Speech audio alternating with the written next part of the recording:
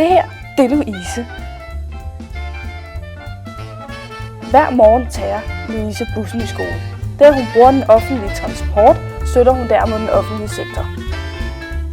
Louise, hun er en hårdt studerende pige. Da det i dag den 31. marts får Louise SU. Det er godt, da Louise hun betaler skat af sin SU og får dermed mulighed for at få en uddannelse, og dermed kan få et job, som gør, at Danmark kan producere mere og få en højere BNP.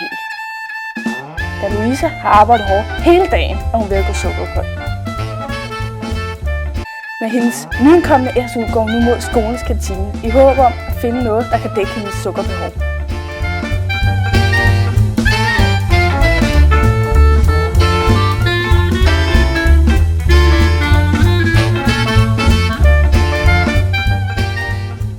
Her ser hun sin yndlingsjuice. Derfor går hun nu med sin yndlingsjuice mod kassen for at betale.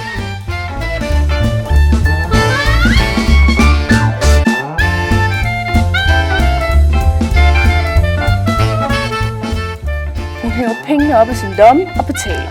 Dette støtter kantinen og producenterne, som producerer det. Louise får kigget ned på sit ur og kan se, at der kun er 2 minutter til, at bussen kører.